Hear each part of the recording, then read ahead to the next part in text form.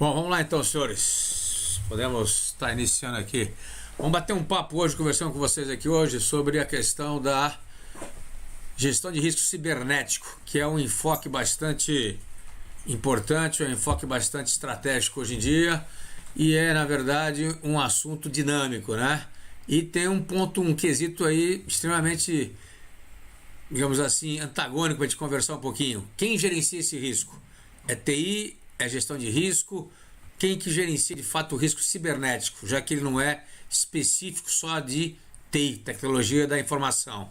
Então, por esse motivo é que a gente tem que estar ligado um pouco nisso. Então, a gente vai seguir essa pequena agenda, vou falar dos objetivos do nosso webinar aqui, apresentar rapidamente quem é brasiliano, vou falar com vocês sobre a questão do contexto do ambiente nosso, da quarta revolução industrial, que ela que hoje ocasiona, na verdade, impulsiona uma série de riscos, né, muito grandes em relação à questão cibernética, inclusive por causa da internet das coisas, quer dizer, a conectividade é muito grande.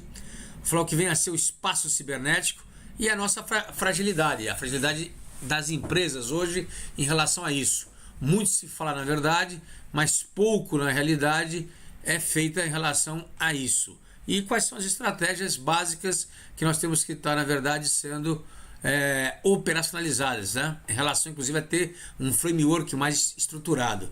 E eu vou dar no final um programa de segurança cibernética para a gente poder estar dando como sugestão para ser implementado. Então, goals aí a serem marcados ao final do nosso webinar aí, que é um bate-papo rápido aí. Primeiro, sensibilizar vocês sobre a questão da realidade que o risco cibernético hoje no Brasil, ele existe. Então nós temos hoje aí empresas, bancos, entidades financeiras sendo atacadas de forma clara e direta, dados sendo sequestrados, informações sendo manipuladas. Isso hoje é uma realidade.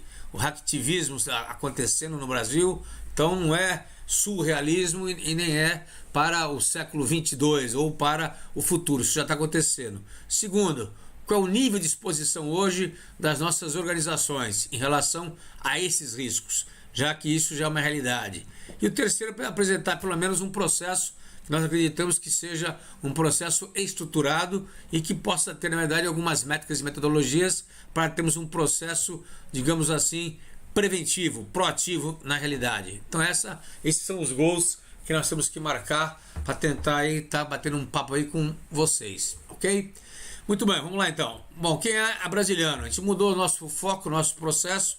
Hoje nós temos aí como um PTM, aí, que é o Propósito Transformador Massivo, levar a inteligência corporativa, a inteligência de risco corporativo para o mundo de forma clara e direta. É o nosso objetivo e visão, o nosso sonho, né? Vocês sabem que a Brasiliano mudou hoje o nosso modelo de negócio. Não somos mais uma empresa de consultoria, somos uma empresa de software, na verdade, de risco corporativo. Estamos ainda num processo dual, aquele processo ainda de transição. Então a gente está hoje numa cadência, digamos assim, de transformação. Então estamos numa parte ainda complicada de estar verificando, tá certo? Bruno aqui já faz uma pergunta bem no nosso início. Professor, vai conectar o assunto com a nova PL 53? Eu vou comentar sobre a questão da proteção dos dados aí. A gente vai comentar sobre isso, sobre a nova lei, tá ok? Ok, Bruno. Beleza? Vamos lá então. A abrangência do nosso trabalho hoje é uma abrangência mais ampla, a gente trabalha com governança, risco e compliance, essa gama toda de riscos de uma forma clara e direta, tá certo? Isso é um ponto importante, isso é fundamental a gente ter essa visão holística. Então quem gerencia risco hoje tem que gerenciar essa gama de disciplinas de risco, então isso é importante, inclusive o risco cibernético. Nós transformamos, na verdade, o nosso portfólio, que era um portfólio manual, feito à mão, na munheca, hoje numa ferramenta, ou seja, nós desmaterializamos, né, o nosso trabalho que era feito manualmente, colocamos dentro de uma ferramenta para torná-lo ele mais inteligente, mais dinâmico, mais fortalecido. Ou seja, nosso foco é inovar valor para vocês como cliente e dar inteligência, que é interpretação aí, na verdade, das informações. Ponto fundamental. Quem realiza essa interpretação somos nós. A ferramenta vai dar apenas a filtragem dessas informações. Isso é um ponto também que às vezes a pessoa, o mercado pensa que o software faz tudo. Não tem nenhum software que faz direto isso daqui de maneira clara e direta, ok? Então ele integra inúmeras disciplinas do nosso sistema, faz a interconectividade, filtra volume, automatiza a ferramenta e cria indicadores. Esse é o nosso foco para gerir aquela série de disciplinas, aquela série de implementações a serem colocadas, ok? Esse é o foco nosso principal. Então a solução nossa InterRisk tem aí as telas. Hoje não vamos falar dele muito, vou falar só do conceito, na verdade, do risco cibernético, que é um ponto importante, tá certo? Tem aí os indicadores de forma clara e direta. Aqui tem as vantagens de estar usando o software, está na nuvem, é uma das vantagens, na verdade, que ele está na nuvem, e também uma das desvantagens em relação à questão do risco cibernético, que não tiver toda a segurança necessária. Então esse é um ponto fundamental que a gente vai comentar um pouquinho sobre isso também. Mas a nuvem é uma tendência que não tem como voltar atrás, senhores. Tanto é que o Banco Central já abriu o caminho aí para os bancos obrigatoriamente já estarem na nuvem. Então banco, qualquer outro tipo de empresa, nuvem é uma realidade. Não tem como a gente não estar na nuvem daqui a 5, 6, 7 anos. Pouquíssimas empresas não estarão na nuvem. É o mesmo que você falar hoje, quem não usa internet. Então não tem mais como a gente ficar remando contra essa maré. Essa maré veio para ficar, não tem como a gente remar contra. Continuamos com alguns cursos nossos. Para quem é do mercado aí conhece que a gente cortou os cursos de extensão universitária, não fazemos mais curso aberto por causa do nosso modelo de negócio. Fazemos só em company a especialização, o EAD e o MBS, o restante foi cortado. Então isso para vocês entenderem o processo. Continuamos aí com um processo mais forte de palestras aí e webinar um pouco mais dinâmico, e a questão do conhecimento em termos de e-book, a revista, o risco no ar. Isso nós estamos fazendo uma campanha mais forte em relação a isso, tá certo? Aí a relação de clientes nossos, vocês já conhecem a gente, então aí trabalha com uma série de segmentos, uma série de clientes, uma série de vertentes nesses últimos 28 anos, poder estar mexendo com a questão da gestão de risco como um todo, certo? Esse é o currículo meu, temos aí alguns cursos fora do país, algumas certificações, e eu tenho 13 livros aí na área de gestão de riscos. E agora focado aí principalmente, a minha principal preocupação hoje é a questão cibernética, questão das informações e dos dados, que eu acho primordial essa preocupação e esse lado nosso aí de quem trabalha com risco. Bom, vamos começar então nosso bate-papo então. Bom, vivemos aí um mundo VUCA, quarta revolução industrial. O que é a quarta revolução industrial? Nós vivemos hoje um mundo volátil, incerto, complexo e ambíguo. Então essa é a característica do mundo hoje. Então, número 1, eu preciso aceitar isso daí de maneira clara. O Luciano aqui pergunta se não haverá mais cursos online na área de segurança corporativa. Cursos online haverá, cursos presenciais não mais. Cursos online poderá haver alguns, mas online não. Ok, então vamos continuar. Ok, vamos lá.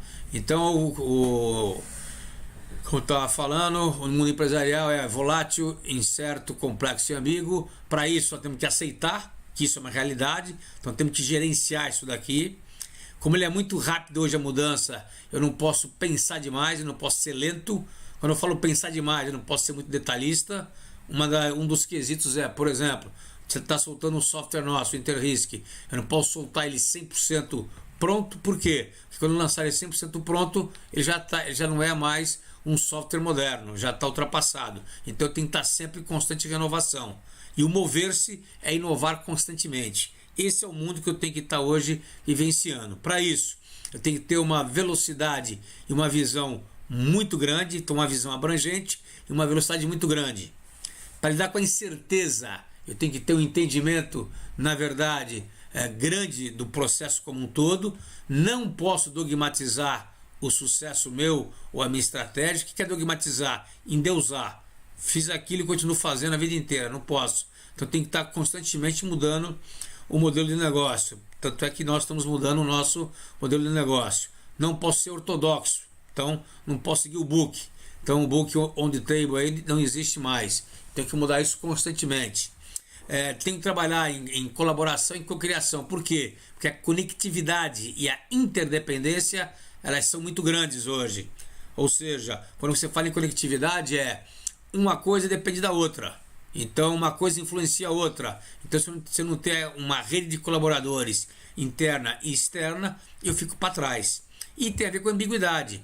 Eu vou ter uma série de opiniões, né, abundantes, mas antagônicas. E aí eu como líder, vocês como líderes, tenho que ter uma agilidade grande em tomar decisão, mesmo perante esse antagonismo que vai estar existindo pela frente, ok? Esse é o mundo que nós vivemos hoje, que é a nossa quarta revolução industrial. Ou seja, nós estamos vivendo essa turbulência toda em função principalmente da conectividade. Então a conectividade hoje é o ponto crucial. Todo mundo fala com todo mundo, tudo fala com tudo. Principalmente está aí colocado em preto aí, eu ressaltei em preto, né? Fora a inteligência artificial, a robótica, computação cognitiva, tá certo? Os outros pontos principais, mas a internet das coisas, ou seja, tudo fala com tudo, tá certo? Eu através do meu celular consigo me comunicar com o banco, com a minha casa, com o carro no futuro, já ligo, desligo, isso tudo aí é conectividade. Isso gera, na realidade, o que? Acaba mudando a forma como nós interagimos um com os outros e a forma do modelo de negócio, tá certo? E um ponto principal, o risco inerente passa a ser o risco cibernético. Ele é, na verdade, inerente a isso tudo. Por quê?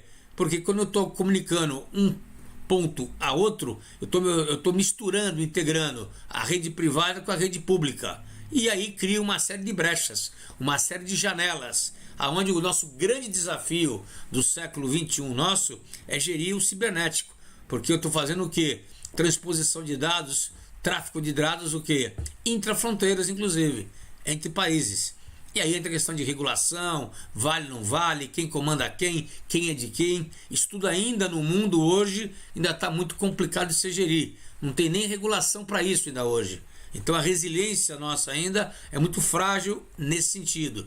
Existem algumas regulações, proteção de dados, como foi falado aqui um pouco antes, mas isso ainda é muito frágil na questão cibernética pura, né? Então é complicado de falar nisso daqui. Em termos de quarta revolução industrial, nós estamos falando que tem aí como cenários prospectivos, que a internet móvel, a automação do trabalho nosso, a internet das coisas, a nuvem, como eu falei, serão e são extremamente disruptivas. O que é disruptivas? É que ela rompe o status quo, ou seja, muda de forma radical a forma como nós vivemos, trabalhamos, pensamos e negociamos. Então é isso que está acontecendo nesse século XXI. Quer dizer, isso tudo nós estamos sentindo isso aí na pele. Quer dizer, a comunicação é outra, a forma de trabalhar é outra, e isso vem numa velocidade muito grande. Então essa é a quarta revolução que está acontecendo. Em termos de cenários prospectivos, o que fala aqui, na verdade, o que o mundo está falando, o que a quarta revolução fala para nós? Que apesar de ter toda essa vantagem aqui da internet móvel, automação do trabalho, internet das coisas e a internet lá em cima, na nuvem ter subido, a gente vai ter uma expansão rápida e uma inovação muito grande, tá certo? Mas teremos também negócio, governo, indivíduos e pessoas, nós, né? Vamos estar focando a nossa atenção em quais benefícios nós teremos e quais pontos negativos nós teremos também. Porque vem um ponto positivo e vem um ponto negativo em relação a isso, tá certo? Então é importante porque a cibernética hoje, o risco cibernético hoje, ele não pode ficar só na mão de TI. Por que não pode ficar só na mão de TI? Porque se ficar na mão de TI fica muito técnica, se fecha no mundo de TI. Então ela tem que ser aberta para a empresa, porque ela impacta o negócio na veia. Qualquer tipo de negócio, senhores. Então isso é fundamental. Qualquer tipo de negócio é impactado hoje pelo risco cibernético. Qualquer um, em qualquer segmento. O meu que é pequeno, o de vocês que tem aí, pode ser grande, médio, qualquer um é impactado. Se eu ficar fora do ar aí uma semana, 10 dias, eu já perco um faturamento razoável. E a mesma coisa vocês. Então a cyberdependência, que o Global Risk Report lá de 2016 já falava que é um risco motriz. É um risco sistêmico, na verdade, tá certo? e que impacta qualquer segmento de negócio. E hoje o risco cibernético, de uma maneira macro, o risco cibernético, ele é um risco estratégico em qualquer segmento. Então, se os senhores não mapearem isso como risco estratégico, nós já estamos fora do jogo de maneira clara. Em função disso, a quarta revolução industrial, ela fala o seguinte, que nós temos 4 grandes riscos, 4 grandes macro riscos em função dessa quarta revolução industrial. Quais são eles? A interconectividade, o fluxo de informações sem fronteira, que hoje não temos mais a fronteira em função da quarta revolução, em função de você ter, na verdade, esse tráfico e você não ter mais como impedir que isso venha a acontecer, importante.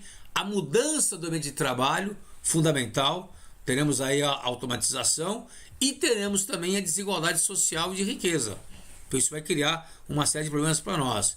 Quando a gente fala em interconectividade, é aquilo que eu já falei. É a cyber, na verdade, dependência, o cyberataque, né? Em função de quê? Internet das coisas. Tá certo? Então a internet das coisas leva a mais conexão entre pessoas e máquina. Então com essa sacada aí, eu estou ligando o físico ao lógico e ao biológico. Então isso que é importante. Então a internet das coisas liga, faz essa tríplice aliança, físico, lógico e biológico, tá certo? E considera essa conexão. Essa conexão cria a cyberdependência. Então o risco é isso aqui. Eu fico ligado e plugado em relação a isso. Isso torna-se uma ameaça. Por que uma ameaça? Porque eu fico dependente disso. 100% dependente disso. Então, eles consideram isso, a interconectividade, como um dos riscos impactantes, tá certo? E uma ameaça potencial para fazer negócio. Porque se por acaso cortar isso daí, você fica completamente desplugado e a pé. Então, ponto principal. Segundo risco, é chamado fluxo de informações sem fronteiras. Eles falam que os dados, as informações, são ou é o petróleo do século XXI. Ou seja, sem esse combustível, nenhuma empresa, nenhum país consegue rodar. Então isso é fundamental. Então, como não tem mais fronteira, tá certo? O mundo hoje realmente ficou uma aldeia, ficou pequena, tá certo? Então áreas como supply chain, impressão 3D, a governança nacional, teríamos que ter um framework internacional em funcionamento. E que é um framework internacional? Um processo estruturado para que houvesse umas regras de você estar fazendo o quê? O tráfego internacional de quê? De comunicação, de dados e de informações. Só que isso não existe. E não tem como você, na verdade, fazer o quê? Fazer essa regulação agora, que é complicado. Então isso ficam janelas abertas. O Brasil, por exemplo, trabalha com cabo submarino ainda, um monte de coisa. Quer dizer, eu posso ser plugado pelo cabo submarino? Posso, tá certo? Posso ser plugado, às vezes, por questão satelital? Posso. Então, a questão regulatória hoje é muito carente, tá certo? E carece de uma certeza legal melhor. A proteção dos dados, que surgiu na Europa, que já está em vigor, e que no Brasil precisa ser ainda regulada ainda, é um primeiro passo. Quer dizer, para você poder proteger as suas informações. Então, quem tem informações hoje, quem detém um banco de dados, tipo eu, ou outro tipo de empresa, é obrigado por lei a proteger a identidade, né, da pessoa. Então, isso é um ponto fundamental, tá certo? Tô vendo aqui na tela aqui de cima, aqui tá cortando o lado esquerdo mesmo. É algum problema nosso, depois vai ter que ver isso aqui, o que houve aqui. Ok, vamos lá então. Então o fluxo da informação sem fronteiras é isso que está dando aí o que eu falei com vocês. A questão de você trafegar, na verdade, em rede pública e privada, os nós que nós temos aí para poder estar fazendo esse tipo de informação. E isso cria, na verdade, uma insegurança muito grande. Então o fluxo sem fronteira. Nós não temos perímetro mais de fronteira. Isso é importantíssimo para a segurança física e segurança lógica.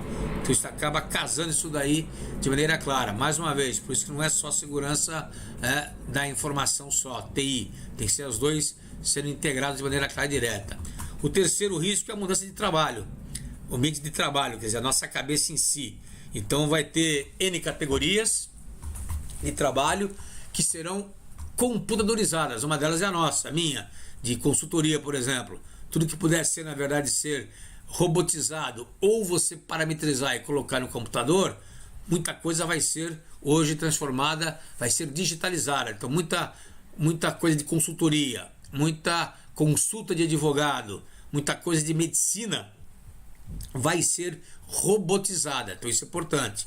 Lá no Bureau dos Estados Unidos o pessoal estima que até 2022, daqui a 4 anos, por exemplo, 47% dos americanos terão uma alta rentabilidade se seus trabalhos forem automatizados. 47%.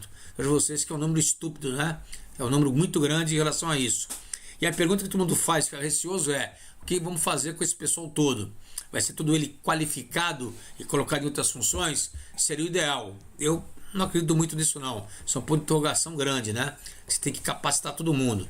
Então, mas o ponto principal é: os robôs vão assumir tarefas manuais? Vão. De manutenção de estoque online? Vão.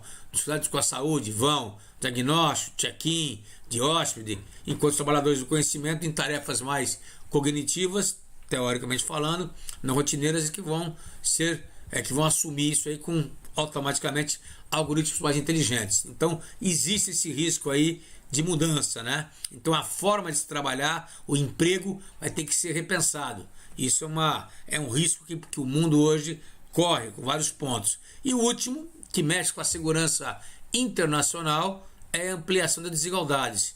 Então nós teremos gaps, na verdade, no mundo inteiro. Isso é óbvio, né? Pega aí Europa, Estados Unidos, uma parte aqui da América do Sul, mas mais Europa e Estados Unidos, eles vão correr a 500 km por hora. Nós vamos correr talvez a 250, e uma parte aí do mundo que está lá atrás vai continuar andando a 50 km por hora. Então cria esse gap. E vai criar o quê? A mobilidade humana. Criando a mobilidade humana, na verdade, o pessoal vai querer sair de um ponto para ir para outro, vai criar o quê? A questão do racismo, a questão da pessoal não deixar entrar. Nós vimos ontem, por exemplo, lá na televisão, a questão do Trump falando com o primeiro-ministro, por exemplo, italiano, que o italiano proíbe o pessoal desembarcar nas águas italianas, por exemplo, tá certo? A questão do pessoal que vem lá da África, que vem, por exemplo, lá da Síria, e faz o que com isso? Deixa morto o pessoal? Deixa o pessoal quieto, na verdade? Então isso é um ponto primordial, tá certo? Isso é um ponto que está hoje mexendo com todo mundo. E vai criar mais, tecnicamente falando, vai favorecer, vai aumentar o cybercrime e o cyberterrorismo. Então isso vai subir. E o terrorismo comum também vai subir, né? Nós teremos aí 4 bilhões dos 7 bilhões de planetas ainda não possuem acesso à internet. Então dos 4 dos 7 não têm ainda internet. E pode não ser capaz de lucrar com o crescimento movido pela tecnologia. Então vamos ver vocês que mais da metade da população hoje do planeta não tem acesso à tecnologia que nós temos hoje, que estamos utilizando ela hoje, inclusive fazendo esse EAD. Então esse é um ponto para a gente pensar. Mesmo no Brasil nosso de hoje, eu conheço bem o interior nosso do Brasil, norte e nordeste, interior nosso, a gente sabe que o pessoal aqui lá do norte e nordeste, lá no fundão, não tem a tecnologia que nós temos aqui. Então o gap vai existir mesmo no Brasil, que tem vários países aqui dentro, tá certo? Então causas desses 4 riscos quais são? A mudança do contexto, o mundo VUCA colabora com isso, já falamos sobre isso, depois vocês leem esse material um pouco mais de calma. A mobilidade e acessibilidade, então na verdade entra o uso de TI, a adoção de computador, quer dizer, isso vai causar de maneira clara. Vamos lá então. O Mar Feroli aparece dessa forma aqui, né? Uma pergunta: professor, como você vê o mercado de contradefesa, hacker, ético, perito digital? Eu acho que é um mercado que vai estar em ascensão. O hacker ético que você fala aí é a pessoa que é o hacker para poder fazer testes de intrusão, não é isso? Essa é a sacada, né? Que vai a questão do cibernético, né? Tanto contra hacker quanto a favor do hacker, no bom sentido, é uma cadeira, é uma disciplina, uma área, tende a crescer estupidamente agora. Então isso é um ponto fundamental, tá certo? Quem é Daniel falou com a pena, espera receber o vídeo depois. Sim, o vídeo estará disponível, Daniel Mendes, ok? Toda a gravação estará disponível no site da Brasiliano. Ok, vamos lá então. Então a mobilidade é a segunda causa. O ecossistema, na verdade, né? A internet das coisas hoje, a interconectividade faz com que isso aí potencialize, então isso é importante. Então o VUCA, a mobilidade e a conectividade faz uma potência muito forte em relação a isso. A subida na nuvem faz uma fragilidade grande se não tomarmos os cuidados devidos. Então isso é importante, porque a gente vai ter, na verdade, o quê? Temos que ter controle sobre os aplicativos que vão ser colocados na nuvem. O principal tormento do pessoal de TI são shadow, né? São, na verdade, as sombras, os fantasmas aí que vão que colocam aplicativos. Nós colocamos aplicativos, nós usuários colocamos aplicativos sem o pessoal de TI saber. Então isso, na verdade, é o terror hoje em dia, porque você não controla quase que nada. Então o TI vai ter que ter um controle muito forte sobre isso. Então a nuvem é um problema se não tiver os cuidados devidos, tá certo? Infraestrutura. Aí entra a infraestrutura física, inclusive, a transmissão desses dados, como que isso ocorre. Os back-office é um ponto fundamental. Entra a questão do IP. Então, causas aí do risco é um problema gravíssimo em relação a isso. Vai ter que estar muito bem protegido em relação a isso. Ou seja, o espaço cibernético como um todo, ele é totalmente diferente do que a gente vem falando. Quer dizer, o que é o espaço cibernético nisso daqui? Esses 4 riscos e essas 5 aí macrocausas que nós falamos aí de maneira clara e direta sobre os riscos que acontecem, elas vão mexer aonde? Nesse espaço cibernético. Esse espaço cibernético é um ambiente virtual que mexe com o quê? Internet, pessoas, organizações, dispositivos e tecnologias e redes que se conectam. Isso é o espaço cibernético. Isso é a cibernética, tá certo? Então a cibernética, ou a segurança cibernética, é a segurança deste mundo virtual, gente. Então não é simplesmente só o computador em si, não é simplesmente só uma rede somente de comunicação. É isso como um todo. Se eu proteger só a rede de comunicação e não proteger a pessoa, eu deixo um flanco aberto. Se essa pessoa se comunicar com uma rede pública, eu estou abrindo uma janela para que o hacker possa vir a entrar. Isso é importante a gente saber e ter essa noção clara. Então a internet é esse mundo como um todo. A segurança cibernética, ela se baseia em quê? Em 4 pilares básicos. Eu estou falando em segurança da informação pura, estou falando em segurança de aplicativo que eu vou colocar dentro do sistema, em segurança de rede, ou seja, a transmissão, o tráfego da comunicação, então é importante, entre o físico e entre o lógico, tá certo? E a segurança da internet. E um ponto fundamental para isso, na verdade, que é estratégico, é a proteção da infraestrutura crítica de informação, tá certo? O que é infraestrutura crítica de informação? Né? São a proteção que eu tenho que dar para que o país funcione, para que o Estado possa funcionar. Então isso é um ponto fundamental que eu tenho que ver. O que vem a ser? Vem a ser os aeroportos, vem a ser, na verdade, os centros integrados, vem a ser refinarias, vem a ser tudo que eu possa vir a falar, tá certo? Temos 2 perguntas aqui, acho que até pegando o gancho no que você está falando. A Estela comenta se a gente vai lançar um treinamento, né, focado em risco cibernético. E também o M.SR, ele pergunta, seria somente a área de TI e a área de tecnologia da operação e a área de tecnologia da automação? Não, negativo. Que toma conta do risco cibernético? Não seria não. Nós estamos falando aqui em pessoas, organização, TI, na verdade que entra TI e a parte física também. Então não é só isso aí não. Entra todo mundo. Na nossa concepção e no que hoje o Fórum Mundial recomenda é que o espaço cibernético, na verdade, a gestão do risco cibernético, você vai ver um pouco mais na frente, seja gerido pelo gestor de riscos da empresa, não a parte de TI especificamente falando. TI vai ser uma peça principal porque vai dar uma assessoria técnica, mas vejam vocês que ele pega esse mundão todo que você está vendo aqui. Quando você fala esse mundão todo que você está vendo aqui, é isso daqui, ó. Então eu estou falando em internet, pessoas, organizações, dispositivos de tecnologia e redes que se conectam. Quando você fala em pessoas e organizações, você sai dessa parte que você falou aí em relação à automação e etc. Tá? O Emir Pinho pergunta, né? Essa abordagem deve estar a cargo de quem? Da área de security? Não, security pura não, tem que ter da área de risco, gestão de riscos, Emir. Então a security é uma disciplina da área de risco. Então você vai fazer parte dela, tomando conta da parte física de alguns pontos importantes, alguns pontos cruciais da sua empresa, mas a visão tem que ser uma visão holística, na verdade. Inclusive temos que cuidar da engenharia social, né? Que vai pegar, que pega as pessoas. Então isso é fundamental de ter isso na mão. Então a área de security fica estrategicamente no topo do organograma? Esse foi o entendimento do Emir. Não, Emir, quem fica no topo do organograma é a área de gestão de riscos. Então a gestão de riscos hoje, inclusive por recomendação do Fórum Mundial, a área de gestão de riscos corporativas tem que ser uma área de diretoria, gestão de riscos corporativos. Dentro da área de gestão de riscos corporativo, você trabalha com security, safety, TI, risco de um processo, risco do meio ambiente, risco de tudo, entendeu? Esse é o foco principal. Então, security é uma disciplina da área de gestão de riscos. Por fim, a Estela perguntou se a gente vai fazer um treinamento, né, bem focado em risco cibernético. Sim, a gente pode fazer. Um pouquinho mais para frente, vamos fazer sim. Tá certo? Então, espaço cibernético, segurança da informação. Eu protejo o quê? Confidencialidade, integridade e disponibilidade da informação, tá certo? Aplicativo é o processo para aplicar controles e medições em aplicações.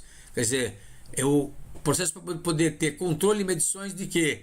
De aplicações para organização, a fim de gerir o risco de usar. Então, o aplicativo é que é o ponto mais principal que eu tenho que estar de olho, porque a gente coloca N aplicativos em N processos, em N sistemas, em N equipamentos para poder estar rodando. Então, um ponto fundamental. Segurança de rede, a concepção e implementação da operação da rede como um todo. Entra a questão física e a questão lógica. Vamos pensar o seguinte, senhores. Aí eu tenho uma tríplice aliança. Eu tenho dentro da empresa, eu tenho entre empresas e tenho entre empresas e usuários. Então, por exemplo, se o usuário meu tiver com uma rede, a ponta dele tiver sem segurança, a minha janela está aberta. A minha janela está aberta. Porque vai entrar por ali, vai tentar entrar por ali, tá certo? O hacker vai tentar pegar informação minha, tá certo? A segurança da internet. Proteger o quê? Serviços relacionados à internet e sistemas ATIC, telecomunicações, né, e informações, por exemplo, comunicações. E redes como uma extensão da segurança da rede em organizações e nas residências. Então isso é importante. Mesmíssima coisa. Então tem que ter segurança tanto da área pública como da área privada. Por isso que a questão cibernética tem que ter, na verdade, uma parceria pública-privada, porque é uma integração e um casamento entre eles. Né? E a proteção da infraestrutura crítica é proteger, né, os que são fornecidos operados por provedores de infraestrutura crítica, que não é, hoje no mundo inteiro, somente o governo, não é estatal. Hoje grande parte disso daqui é público. Então, mas ele depende de N infraestruturas para poder estar rodando. Então, exemplo, uma área de telecomunicações depende de quê? Depende de energia. Se ele depende de energia, ele depende da infraestrutura crítica de energia. Se não tiver energia, ele vai ter um apagão. Como já aconteceu aqui em São Paulo, quando caiu toda a região sudeste praticamente em 2011, por exemplo, e São Paulo, maior cidade da América Latina, ficou cega, surda e muda por quase 8 horas. Inclusive a Polícia Militar ficou sem comunicação, porque o sistema na época caiu e ela teve que ir para a rua fazer ronda preventiva para saber aonde atuar, porque não tinha comunicação nenhuma, zero. Quer dizer, então foi um ponto que deu um apagão, tá certo? Ficamos agora aí, a semana passada, por exemplo, sem os radares aí, tá certo, de Congonhas e os radares aí lá de Cumbica, os dois simultaneamente. Então deu, né, um barata-voa, um horror, né, na malha aérea, por exemplo, do Brasil. N voos para São Paulo, de São Paulo foram cortados, foram cancelados. Até sábado, 6 horas da tarde, não tinha se resolvido ainda essa questão da malha aérea. O problema do radar foi resolvido até sexta-feira, 2 da tarde. Deu na madrugada de quinta-feira, deu de manhã cedo de novo, e o pessoal falou que foi falta de energia. Ponto de interrogação. Alguém pensou que foi uma tentativa ou um teste de ataque cibernético? Eu não acredito que seja somente, né, uma questão de energia. Falta de manutenção?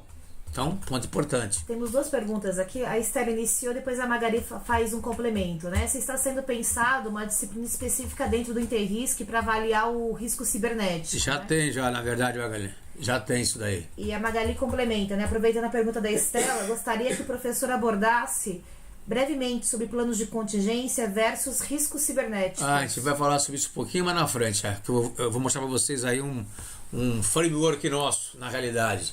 Eu falo sobre isso aí. O Gilmar até brincou. É coisa de filme ou já temos casos no mundo de cidades com apagões provocados por hackers, professor? Já temos sim, já temos N situações. Inclusive aqui no Brasil já, né? Que já aconteceram algumas, né? Porque o que veio acontecendo aqui no Brasil aqui ultimamente, a gente não sabe se é teste.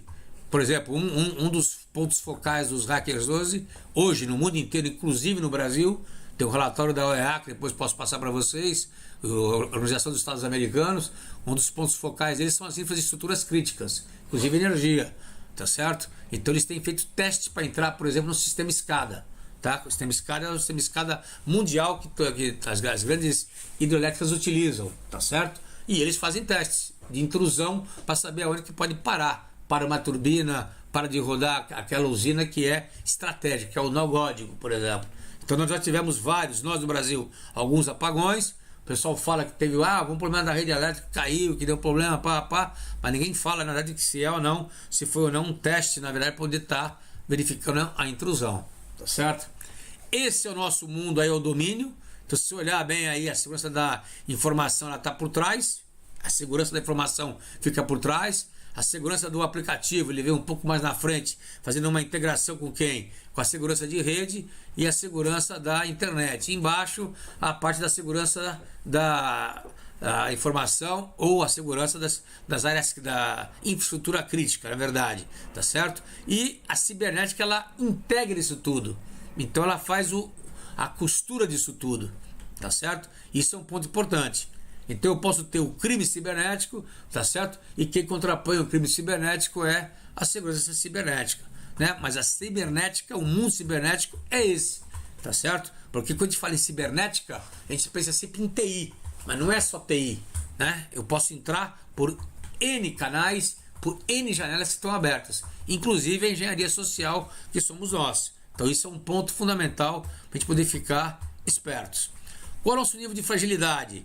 Isso é importante aí. Tem algumas pesquisas aí de algumas Big Four que falam aí o seguinte: existe grande, na verdade, preocupação entre os presidentes aqui da empresa. Então, se vocês olharem aqui, por exemplo, a invasão, na verdade, ou, por exemplo, a questão cibernética, ela está entre os top 10 aqui, por exemplo, tá certo?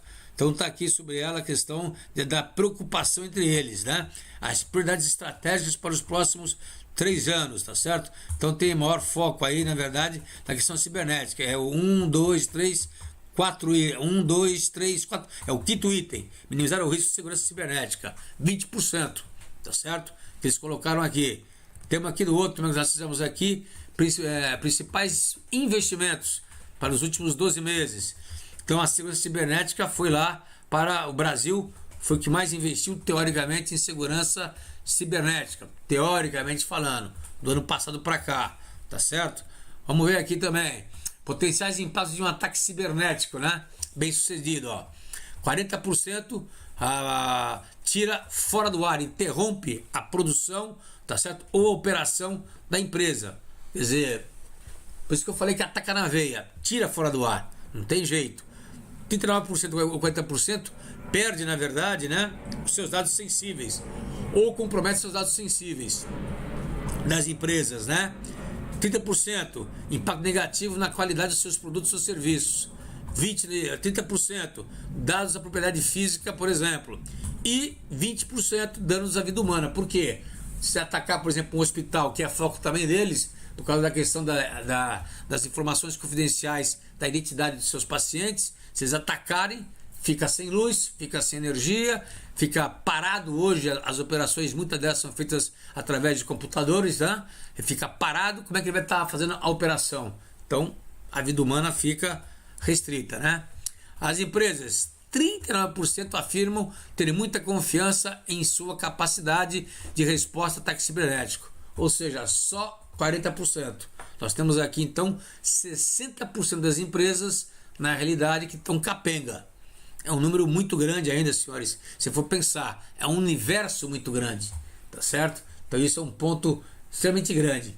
Pode haver invasão via roteador? Pode haver sim. Isso é um ponto importantíssimo, claro que pode haver. Se ele for frágil, por exemplo, entra por ali e pode entrar através da sua casa, através da empresa, por exemplo, se não for seguro, tá certo? A quem a CISO, o CEO, né, o Chief Security Officer, o executivo sênior de TI deve se reportar diretamente. Isso aqui é uma pergunta que o pessoal fez aqui ao presidente, conselho de administração, né, ao Chief Information Officer, ao Chief Security Officer, ao Chief Privacy Officer, na verdade. Então, essas são o pessoal fala de TI que tem que ter.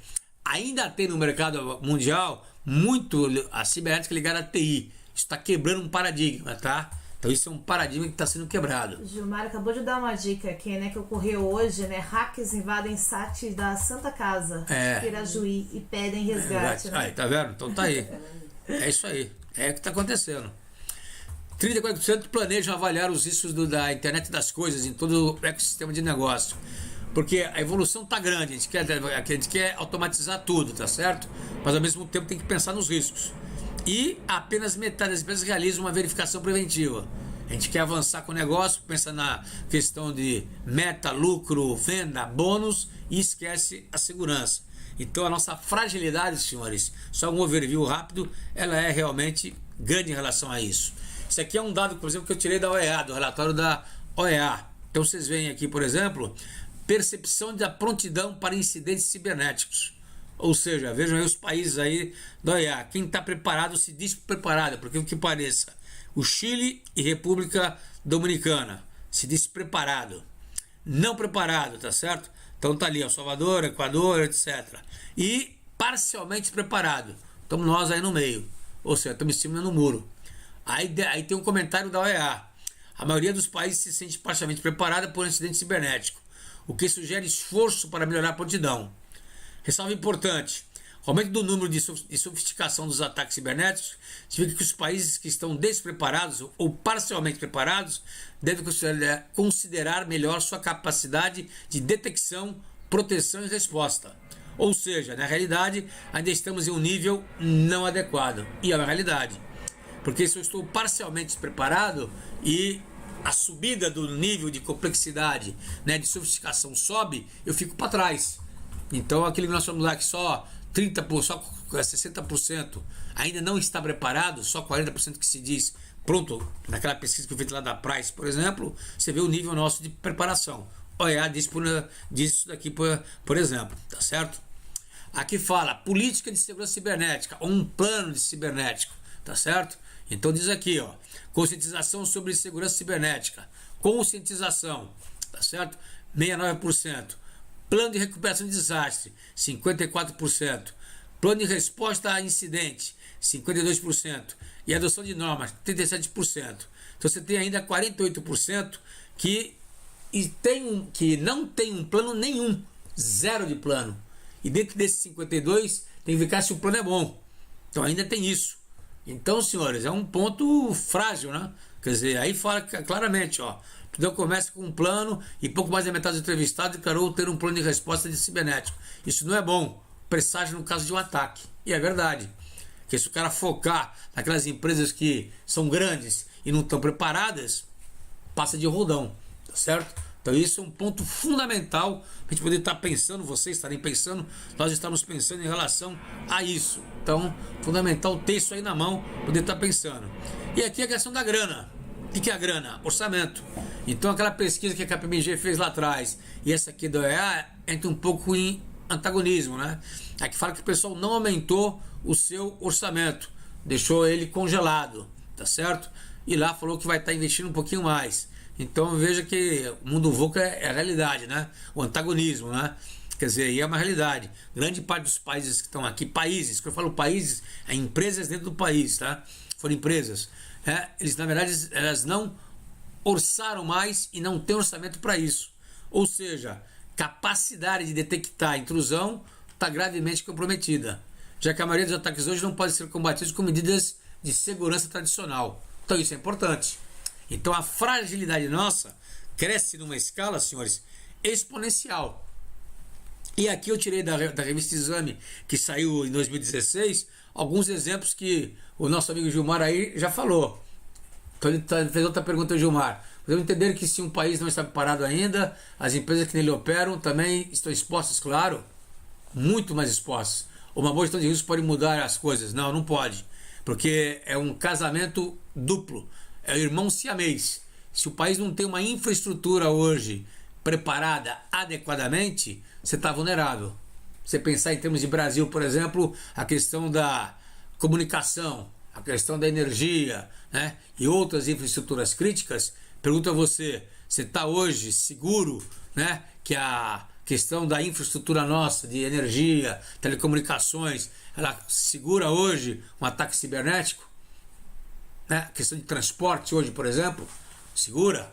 A questão aérea, por exemplo, a malha aérea nossa segura? Eu duvido. Eu acho que não. E o mundo fala isso, tá? Que o maior problema que nós temos hoje é o gap do meio entre o privado. Não sei o que faz. Depois posso até passar para vocês o relatório do Fórum Mundial que fala isso. Tem que ter uma resiliência casada entre o público e o privado. Se a gente não tem isso daí, fica a pé. Não adianta eu somente ter, empresa. É um casamento. Por quê? Porque as janelas vão estar abertas. Eu tenho que me comunicar de forma muito clara com o mundo. E se eu tenho que abrir a janela, eu fico me exposto. A Márcia pergunta, né, se é conveniente investir em segurança ou ser vítima de um incidente cibernético. Não, você tem que investir em segurança, tem que procurar fechar a tua janela. Tem que procurar fechar. Porque a questão, Márcia, é o seguinte, não é se você vai ser vítima. A pergunta é, quando que você vai ser vítima? Vítima todo mundo vai ser. Se é que você já não foi. Tá certo? Vítima todo mundo vai ser um dia, uma hora. Então temos que saber só quando. Né? Nós aqui já fomos, inclusive. Nosso site já foi desconfigurado, nosso site. Não nós, mas na época aqui foi o provedor nosso, que foi o Terra, foi desconfigurado. Eles atacaram o Terra e pegou o nosso de rebarba. Então nós, pequenininhos, fomos desconfigurados. Apareceu a bandeira aqui, uma bandeira vermelha, com símbolo de pirata, né? Ficou 48 horas fora do ar. 48 horas fora do ar. Certo? Então, essa é uma das questões claras. E tá aqui, ó. Vocês leram depois, eu não vou ler isso para vocês aqui, exemplos do Brasil, mas foram empresas médias que foram atacadas. E tiveram, na verdade, o pedido de resgate. Então é fundamental a gente pensar nisso, tá certo? Fundamental. Ó, esse detalhe que fala, pesquisa feita pela USP aí, estratégia comum é infectar as máquinas, através de spam. Despacha centenas de milhões de e-mails, mensagens falsas, né? E depois entra com uma conta atrasada. Entra num banco, né? Entra aquele phishing que é a isca, a pessoa acaba entrando, mordendo, quer dizer, coisa básica, né? E acaba pegando. E aqui fala do FBI, ó, que resgate pago de janeiro a julho de 2016 foram em torno de 2,6 milhões de dólares, com uma média de 600 dólares de média de resgate. Quer dizer, o aumento de 2015 foi de 60%. Parece pouco isso daqui, né? Mas ele vem crescendo muito grande. Porque esse tudo aqui foi um movimento, senhores, de 2016, que nós consideramos, 2015, 2016, de teste. Os hackers fizeram um teste, tá certo? Especialistas de seguros recomendam a compra de Bitcoin para eventual sequestro de dados. Qual a sua opinião sobre isso? Esse é um tema ainda meio polêmico, viu, Gilberto? Ainda o que hoje eu recomendo é que faça seguro sobre isso, né? Na verdade, hoje existe, as seguradoras têm hoje apólice de seguros contra ataques cibernéticos, né? E o Bitcoin está sendo ainda revisto, está tentando ser ainda feito uma moeda com um pouco mais de segurança. Eles pedem o resgate de Bitcoin por uma questão simples, né? Porque ela não é rastreável. Isso é o ponto fundamental. Por ela não ser rastreável, o cara pede para poder fazer. Mas é uma questão de negociação. Não sei se é o caso, essa pergunta é boa. Não sei se é o caso de você ter isso na mão. É o mesmo que você perguntar para mim se vale a pena você ter na tua carteira R$200 o tempo inteiro quando for assaltado na rua, você entregar para o bandido. Não sei. Eu não tenho, por exemplo, R$200. Posso apanhar e posso levar um tiro, né? Mas depende de como você vai negociar isso daí. Então não sei se essa é a melhor saída. Eu acho que a melhor saída é você tentar investir mais em segurança, conscientizar e fazer talvez uma boa apólice de seguro. Isso é um ponto fundamental, certo? Isso eu acho que cresce. Não sei se respeito a pergunta não, Gilberto. Deu para responder? E aqui entra o seguinte, as relações. Isso aqui eu tirei da norma da ISO 27032. Eu acho legal só de vocês entenderem a sacada aí das relações, né? Que tem o controle, na verdade, tem o risco e tem o ativo na diagonal. Então tem o verde, o vermelho e o azul lá embaixo, né? Meu foco é proteger o ativo. Que ativo que é? A informação. Aí tem as inter-relações, né? Quer dizer, o risco, ele surge em função de quê? Das minhas fragilidades, mas surge em função de quais são as fragilidades que vêm dos controles e vêm das ameaças, olha lá. Então ela vem daqui e pode vir das partes interessadas, tá certo? Então isso é um ponto fundamental para vocês poderem entender esse interrelacionamento que vem daqui. E a ameaça surge também de quem? Dos agentes da ameaça, que são quem? São as pessoas, são os hackers. Então essa figurinha aqui, depois vocês dão uma olhadinha com calma, para vocês entenderem a conexão, o interrelacionamento delas, vocês poderem montar. O ponto crucial aqui é que se eu não souber quais são os ativos, a informação prioritária, certo? Da minha empresa, que eu tenho que proteger, o dado que eu tenho que proteger, blindar, eu fico a pé. Então a proteção da informação, a classificação da informação é um dado importantíssimo, é uma estratégia importantíssima que eu tenho que fazer. Mais do que você colocar firewall, etc. Porque se você não souber o que proteger, você fica a pé, você dança. Ok? Outro ponto importante é a fragilidade. A International Telecommunication Union, ela fala o que vem a ser cybercrime. Então ela coloca em 5 categorias, tá certo? Ela fala o seguinte, que eu tenho infrações contra a confidencialidade, integridade e disponibilidade, por exemplo, de dados e sistemas. Isso é uma infração que pode ser cometida. Outra é relativa a conteúdo, exemplo, pornográfico, tá certo? Outra é relativa a computadores, invado o computador para pegar informação. Outra é relativa a direitos autorais e marcas registradas. Vou fazer, na verdade, o que? A entrada para poder capturar isso aqui, sequestrar isso daqui. E a outra, que é muito mais complexa, tem direito a quê? A lavagem de dinheiro. Eu lavo o dinheiro, né, de uma maneira clara. Entra aí o crime organizado e entra, na verdade, o cyberterrorismo e a guerra de espionagem e ação de hackers, que são mais complexos. Então isso é uma forma de fazer a categoria. O Igarapé, que é, na verdade, uma instituição não governamental, ela classifica também em 3 níveis aqui no Brasil, em 3 níveis, a questão do cibernético, dos agentes cibernéticos aqui no Brasil. Ele vai que tem o cybercrime convencional, que é aquele que nós falamos lá, que é o mais básico, tem um nível mais complexo, que entra no cyberterrorismo, que é o exemplo que ele dá aqui, e tem os emergentes, que é o que pega o quê? A questão da telecomunicações, né? Da informação e da comunicação, né? Pelos meios tradicionais, mas que entra com grupos criminais, quadrilhas, crime organizado. Então ele fala que tem 3 níveis aqui no Brasil de criminosos cibernéticos. Só vocês saberem onde nós estamos, né? Então se você olhar isso daqui e olhar isso daqui, não existe ainda um padrão aqui no Brasil de quem é quem, tá certo? A gente está ainda tentando vislumbrar esse ponto importante. Um ponto que o pessoal questiona muito é, se você fala em ameaça cibernética, eles falam que é uma visão muito ampla, tá certo? Do que é um cybercrime. Você revela uma amplitude que é extremamente o quê? Ampla, digital nociva. Você não consegue, é qualitativa, é muito subjetiva, tá certo? Então ela abrange percepção que não é real.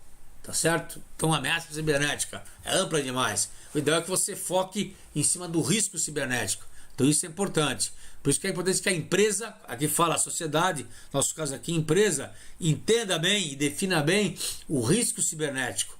Vá na ferida. Quais são os meus riscos cibernéticos? Para eu ter o quê? A segurança, a ação preventiva e a ação repressiva.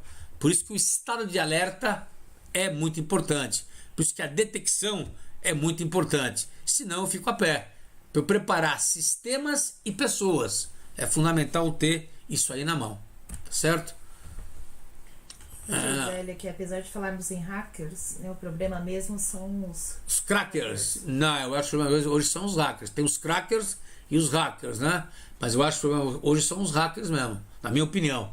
São mais estruturados, são mais, digamos assim, mais profissionais, possuem mais estrutura para isso, né? Do meu ponto de vista. Eles é que fazem o samba rodar na parte agora cibernética, na minha opinião, tá certo? Porque eu tenho visto e estudado, certo? Não sei se você concorda aí, Gisele. Depois pode até discutir isso daí. Vamos lá. Vulnerabilidades. Eu tenho o quê? Mídia social, computação na nuvem, a computação móvel. Isso são fragilidades, né? São fraquezas que a gente tem, né? A segurança, a arquitetura e controles de segurança desatualizados, tá certo? O acesso não autorizado e o funcionário displicente ou desinformado que comete atos inseguros. Então tem as fragilidades. E tem os agentes. Olha que interessante aqui. Então os agentes nós temos quem como fonte de ameaça aqui? Os sindicatos criminosos, 59%. Nós temos aí os funcionários das empresas. Então o próprio inimigo interno se dorme junto. E tem o hacktivista, são aqueles ali, os hackers, que são os hackers ativistas, né? Vai falar um pouquinho disso mais na frente. E tem os ataques criminosos cibernéticos, né? Que vão para o Estado. Né? Por exemplo, dizem que quem está atacando aqui as infraestruturas críticas dos países como um todo são os russos, na verdade, e os chineses. Falam, motivação, ninguém sabe ainda o porquê. Mas que estão atacando, estão. Então isso é o que falam hoje em dia, né, dos ataques cibernéticos que estão acontecendo hoje pelo mundo e pelo Brasil, tá certo? Carlos Eduardo, né? Hoje em dia utiliza-se mais a linguagem white, né? Para se referir aos hackers. Ah, tá. Complemento, né? Que Black Hat para se referir aos hackers. Tô fazendo um complemento. É um complemento, né? Pode ser. Da mesma forma que a Márcia ali também comentou, né? Que hoje não há garantia para o executivo de ciber, né? Na questão do DIO, que é o seguro aí de responsabilidade civil. Não tem. Não tem. Hoje não tem, não. É verdade, isso não tem. Tão claro. Não tem. E aqui são o que? Os riscos cibernéticos, né? O que são os riscos cibernéticos em si, na verdade? É a ameaça que se tornaram riscos. Eu não gosto de falar em ameaça, não. Eu falo em riscos que são mais focados. Então, é ataque que vai roubar informação, é ataque que vai, na verdade, manipular a informação, que vai destruir informação, é espionagem, tá certo? É uma fraude cibernética, que o cara aproveita, o cara poder estar fraudando ciberneticamente. Por exemplo, no meu ponto de vista, o phishing, na verdade, o cavalo de Troia e outros ali, eles não são riscos, eles são, na verdade, fatores de risco, né? Através de um software malicioso, você acaba entrando na realidade, né? Dentro de um sistema, e aí sim você vai cometer, na verdade, você vai fazer o risco em si acontecer. A certo? Marina pede, poderia, por gentileza, exemplificar alguns casos relacionados a agentes de sindicatos criminosos? Sindicato criminoso pode ser, por exemplo, nosso amigo Marcola, aí, o PCC, que pode entrar aí para usar a cibernética para lavar dinheiro, por exemplo. Lavar dinheiro. Então ele usa a sua conta, a minha conta, roubando a identidade, por exemplo, e passa a lavar dinheiro através da sua empresa ou da minha empresa ou de você. Então o roubo de identidade hoje, por exemplo, rouba a sua identidade e passa a usar a sua identidade para poder fazer a lavagem de dinheiro. A identidade que eu falo pode ser CNPJ ou o seu SIC, seu CPF, na verdade. SIC antigo, né, dos coroas aqui, mas usa o seu CPF, por exemplo. Tá certo? Então você pode fazer isso aí. Então o sindicato dos criminosos é isso, tá certo? O que é um ataque zero day? Zero day é aquele ataque, se vocês assistiram aquele Duro de Matar 6 lá, que tem aquele dia que o pessoal derruba todos os sistemas das infraestruturas críticas de um país todo. Então o zero day é isso daqui, é que eles marcam o dia X para poder ter o dia que vai ter a convulsão geral. Então é chamado de zero day. Então esse é o ataque zero days. É ataque em massa, maciço, nas infraestruturas críticas de um determinado país para poder derrubar o país como um todo. Então ele pega telecomunicações, pega energia, pega a questão de tráfego, pega a questão portuária, pega a questão aérea, pega a questão do trânsito, pega tudo, se domina tudo. Passa a dominar o processo inteiro. Então isso é o ataque zero day. Ok, Bruno? Okay. Até que ponto ter ou não uma política de segurança pode apoiar a organização na prevenção destes riscos? Muito, bastante. A gente vai falar isso daqui a pouquinho aqui para poder fechar isso com vocês, mas apoia bastante. Você vai ver que é muito importante ter isso aqui. Aqui tem o contexto, tá certo? O contexto é só vocês terem que entender que é a fragilidade em si. Aqui é só para passar para vocês que, por exemplo, existe, na verdade, aí você já conhece o Deep Web, né? Que é, na verdade, o submundo aí da internet. Quer dizer, esse submundo da internet, pra vocês terem uma noção, o pessoal vende cartão, você vende cartão, vende senha, quer dizer, então tem um mundo, né? O submundo hoje, ele é feito hoje para poder você fazer, inclusive, treinamentos. Tem treinamentos para você ser hacker, na verdade, do mal, né? Não só de cartão, mas ser hacker do mal. Inclusive, ele garante, inclusive, tem aí, coloquei em vermelho, o seu dinheiro de volta, tá certo? A PF aqui do Brasil, por exemplo, ele monitora quem entra e quem não entra nesses sites, né? Nos Estados Unidos, isso representa 47%. Esse bando de cartão que tá aparecendo aí, cartão brasileiro, isso é uma realidade, tá? Então tem cartão aí que foi feito, que foi pego no Deep Web com cartão brasileiro, tá certo? Que é usado. Então o pessoal usa, aplica, então isso é um ponto financeiro. O impacto financeiro é muito grande. Então por isso que acontece isso daqui. E tem os ataques cibernéticos, o famoso APT. Então é um termo que o pessoal usa para se referir o quê? Em particular, utiliza o que? A internet, com uma forma persistente para quê? E eficaz para obter informação específica de um sistema e usando uma variedade de técnicas para obter o quê? Acesso a informações confidenciais. Então o APT é uma forma de ataque cibernético que ele faz. O outro, vocês já conhecem bem, são os softwares maliciosos, né? Que eles entram no sistema, podem ficar, na verdade, 1 mês, 20 dias, coletando o quê? Coletando, na realidade, várias informações, tá certo? Então isso é importante. O Gilberto dá uma dica aqui, né, que ele recomenda, que é assistir um documentário da Netflix chamado Deep Web, que mostra um submundo que não é mostrado, né, que apresenta esse submundo, né? E aí o Leonardo faz uma pergunta também, professor, quem é que monitora os acessos a esses sites que você comentou? Então, tá, esses sites aí eles são monitorados hoje, na verdade, pelos próprios hackers, aí, pelo submundo. Então, as polícias do mundo inteiro se fazem de hacker, de bandido, de cybercriminosos, para poder entrar, tá certo? Porque eles têm um processo todo ele como se fosse uma rede montada. São poucas pessoas que têm acesso a ela. Se você quiser, eu quiser montar e entrar agora lá, eu não consigo. Porque eu tenho uma ficha já que, teoricamente, eu não tenho acesso a ela, tá certo? E nem você também, tá certo? Você tem que ter um histórico lá, tem que passar por uma série de limpeza, entre aspas, para poder entrar nela. Então, o pessoal da PF, pessoal lá do FBI, dos agentes, eles se infiltram para poder entrar nesse submundo aí, ok? Obrigado. Outra dica é Mr. Robert. Isso, ele dá uma dica também de um outro pra estar assistindo, né? Que fala sobre hacktivismo. Isso, hacktivismo. A gente vai falar um pouquinho sobre aqui rapidinho.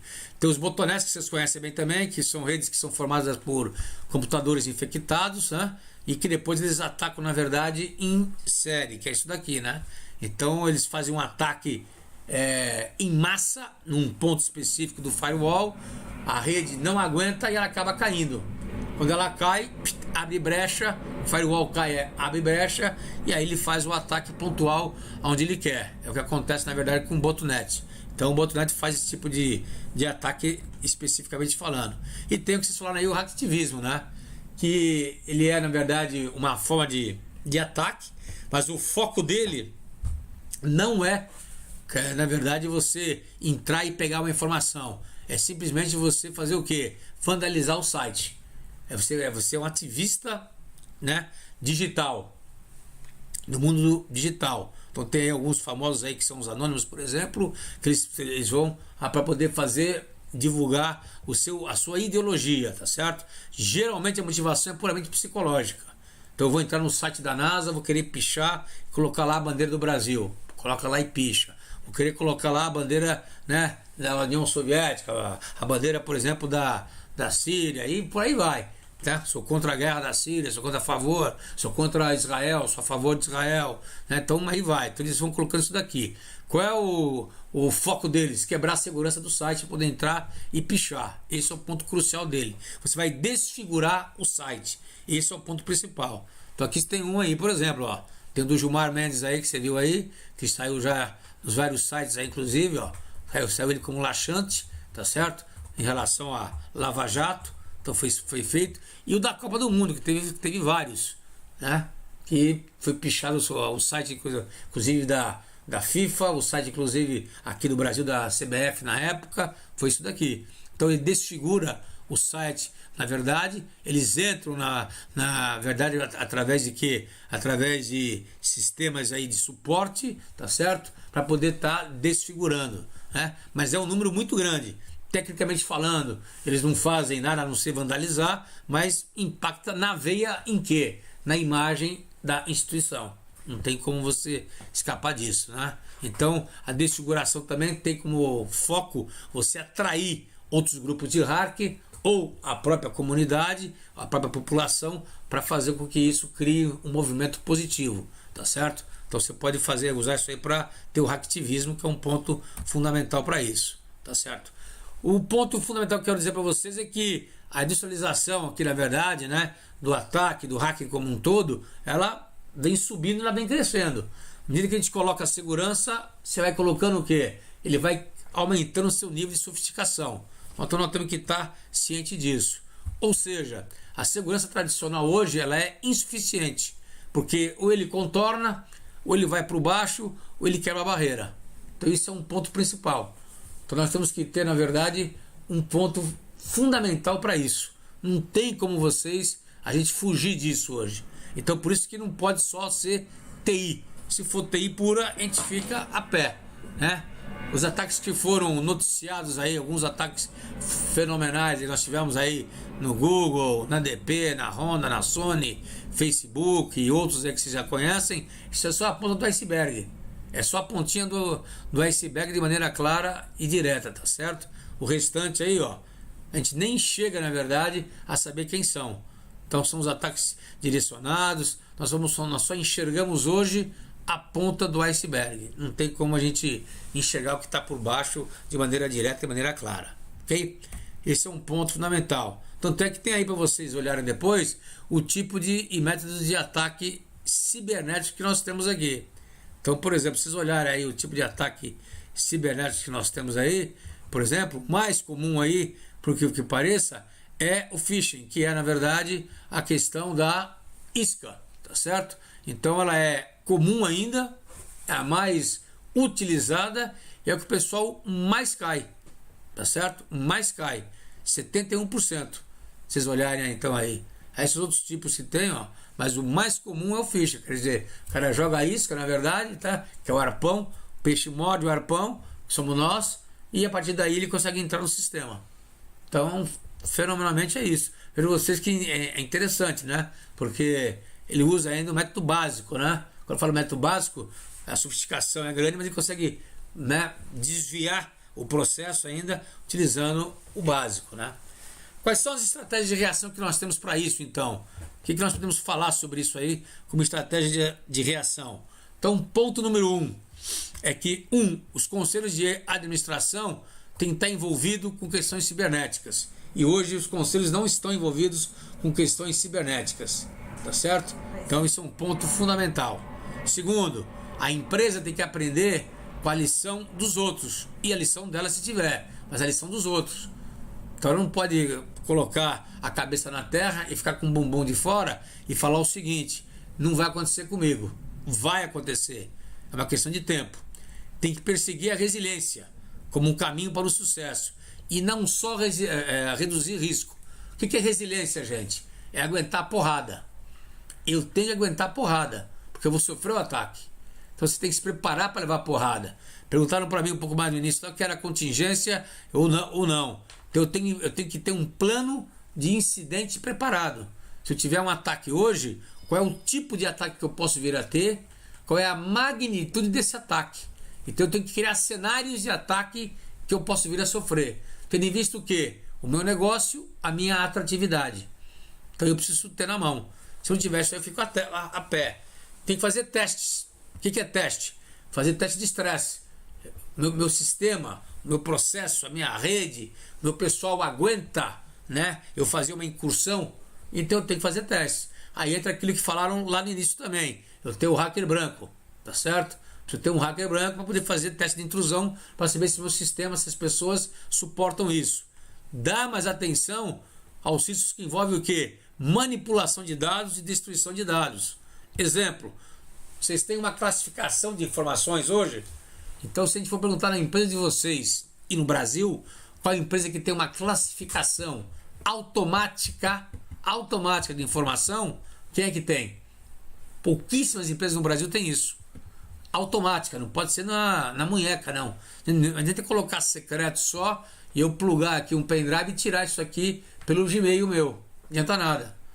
Tem que ter uma classificação que aquele documento está no meu servidor ou está na nuvem e ele não desce para minha máquina porque eu, brasileiro, não tenho autonomia, não sou autorizado a mexer naquele documento. Então isso tem que ser automático. Então ele cruza o IP da máquina, ele cruza, né, justamente ele lê o documento, sabe que eu não posso ter, pelo meu nível que eu tenho hierárquico. Então tem uma forma de identificação. Isso é primordial a empresa ter isso hoje, tá certo? Ou seja, uma brecha aberta aí na empresa para sofrer um ataque, através de que? Engenharia social, uma técnica de ataque, porque posso coletar os dados através do software malicioso por 6 meses, por exemplo. Então o software malicioso está dentro do meu sistema por 6 meses, só coletando dado. Só coletando dado, entendendo como que funciona. Para depois o quê? Dar o ataque principal. Isso aconteceu lá com a usina lá do Irã, né? Tá certo? Com a usina nuclear do Irã. O software ficou lá 8 meses lá dentro, coletando dados, para depois fazer o ataque, fazer a paralisação. Para depois conhecer a fraqueza da empresa. Então eu vou atacar em cima de quê? Posso atacar em cima de vendas, cadeia de suprimento, P&D e contas a pagar. Isso vai dar aqui impacto. Posso desvalorizar minhas ações, isso vai para o mercado. Então eu tenho que rever isso daí. Esse é um ponto fundamental para eu trabalhar. Por isso que eu tenho que fazer o quê? O AAA. Né? Eu tenho que ter a minha segurança ativa o tempo inteiro, a minha segurança o tempo inteiro em estado de alerta forte, obrigatoriamente. Tenho que saber de forma clara e direta fazer a adaptação. Adaptação em relação a quê? Ao tipo de agressão, ao tipo de ataque que eu possa vir a sofrer. Então eu preciso estar acompanhando, né? Como que está mudando o contexto meu do mercado, contexto meu agressivo que vem contra mim. Aí que mora o perigo, porque se eu investi uma grana na minha segurança ativa, às vezes depois a empresa não quer estar melhorando isso daí constantemente, porque a cibernética, a melhoria é constante, tá certo? E eu tenho que criar cenários o tempo inteiro para poder me antecipar. O tempo inteiro eu tenho que me antecipar. Eu tenho que olhar e verificar e fazer sempre cenários para saber, estou fraco aonde, qual é a minha fraqueza, qual o tipo de ataque que eu posso vir a ter, faço testes. Então a antecipação é isso. Então o AAA tem que funcionar. Tenho que inovar constantemente, quer dizer, então vem a questão de você ter um comportamento reativo e proativo.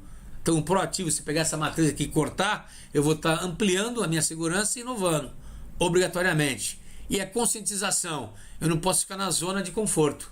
Se eu não ficar na zona de conforto, eu vou sempre estar inovando, que é o bico do corvo aqui. Quer dizer, com a conscientização de não saber, obriga eu a buscar o saber. Eu, ao buscar o saber, ou seja, buscando sempre o conhecimento, obriga eu a estar inovando o tempo inteiro. Esse é o pulo do gato. Eu tenho que ser um ignorante como um todo, no bom sentido. Okay. Tá certo? Vamos aqui então. O que nós podemos fazer então? Ataque atual, mundo digital. Como o mundo está mudando para nós, quais são as ameaças, como a gente gerencia os ataques. Então esse é um ponto fundamental. Como que eu vou fazer isso aqui? Como que eles se desdobram? Tem que saber qual é o pior cenário para mim. Como que eu vou identificar esses sinais, né, que eu estou sendo atacado, né, sutis. Então, exemplo aqui no Brasil, eu tive um sintoma aí de que os dois, estou só prospectando com vocês aqui, os dois radares saíram fora do ar ao mesmo tempo, Congonhas e Cumbica. É sintoma? É sinal? Tá certo? Porque devemos estar constantemente em alerta máximo. Por que ainda estamos tão vulneráveis? Quais são as nossas medidas? Né? Quais são os nossos mecanismos? Né? Qual é a nossa aproximação proativa para neutralizar os ataques? E transição para defesa ativa. O que é defesa ativa? Tem um sistema que identifica, precisa ser melhorado. Como construir essa defesa ativa? Tá certo? E aí vem a questão da gestão de risco, né? Aí vem a gestão de risco como um todo. que é um ponto fundamental eu trabalhar com ela. Ou seja, eu tenho que focar naquilo que é mais crítico, tá certo? De maneira clara e direta, tá certo? E o focar mais crítico é conhecer quais são os ativos críticos da informação, qual é a informação mais crítica. Eu tenho que medir e reportar, tornar o risco cibernético tangível. Eu tenho que saber a natureza abrangente, ou seja, está alinhado com os frameworks existentes, de que financeiro, operacional, regulatório, cliente e reputação. A gente vai dar para vocês aí o framework que nós estamos utilizando agora. Saber a definição do apetite ao risco, importantíssimo isso, tá certo? Tornar o risco cibernético relevante para o negócio, quer dizer, o quanto que eu vou me expor em relação ao risco cibernético, compensa eu investir ou não. E último é integrar isso daí ao plano do negócio da empresa. Então eu tenho que colocar, na verdade, a estratégia da empresa alinhada também ao risco cibernético. Isso é importantíssimo. Exemplo, vou colocar meu sistema na nuvem. Compensa eu colocar agora? Eu tenho segurança para isso? Eu tenho estrutura para isso? Então isso tudo tem que ser pensado e não uma questão de modismo. A Gisele faz uma pergunta, né? Se usa apenas sistemas internos, mas usa a rede de informações, com o risco do ataque cibernético diretamente? Se usa apenas o que? Sistemas internos. Mas está conectada, não ficou um pouco tão clara a pergunta, mas está conectada ao que você chamou de rede de informações. A rede de informações tuas é que você colocou, Gisele, é a rede de informações tuas lá de fora, é isso? É a rede de informação de você pegar a informação, coletar a informação, é isso? Se for isso aí, por exemplo, se for essa que eu entendi, você tem a rede de informações montada lá de fora, você vai saber que vai sofrer o ataque cibernético. Mas se tiver um sistema que não suporta esse ataque, você fica a pé. Então você tem que estar casado com isso, tá certo? Você tem que estar integrado com isso. Isso é um ponto fundamental teu. Eu acho que esse é o caminho. Ok, ela disse que sim, é isso mesmo, brasileiro. Então tá, o risco do ataque cibernético teu. O que você tem que fazer, a avaliação que eu passei aqui agora, é o framework da gestão de risco cibernético, que a gente trabalha hoje com ele de forma clara. Esse daqui que a gente está vendo aqui, essa carinha aqui, a gente fez um casamento entre a ISO 27032, 27000, e 1, 2, 27005 a 31000, COSO 1 e o ERM, e colocamos aqui algumas ferramentas. Então esse é o framework que a gente tem algumas ferramentas. Quais são as principais daí? Então se olhar o número 1 aqui, que é comunicação em consulta, mas que no fundo é como que você vai divulgar, na verdade, o risco, eu vou só bater nos pontos que eu acho principais aqui, os pontos principais. No 2 aí, no contexto estratégico, você tem que definir o apetite ao risco. Então tem que definir o apetite ao risco que você quer, ou seja, o quanto que você quer se expor frente aos riscos estratégicos, uma relação custo-benefício. A empresa tem que definir isso para você. Então, se você tem uma matriz de risco aqui colocada, tá certo? Você tem que verificar o seguinte: até onde que você vai? Então, tem que estar claro isso. Se você não tem investimento para isso, a empresa, o diretor, o conselho tem que saber obrigatoriamente qual é, na verdade, ou quais são os riscos que estão expostos, tá certo? Então tá aí essa matriz, você tem que dizer o seguinte, ó, estamos no nível 1, tá certo? Estou aqui na capacidade. É isso mesmo que a gente vai ficar? Ou vamos ter investimentos, tá certo? Então eu tenho que saber apetite ao risco, definir isso daqui. Segundo ponto importante, para a gente poder estar trabalhando, eu tenho que classificar minhas informações, tá certo? Então a gente classifica, nós aqui da Brasileira, classificamos sobre 2 aspectos: a relevância do impacto, imagem financeira, operacional e legal, tá certo? Um ponto fundamental.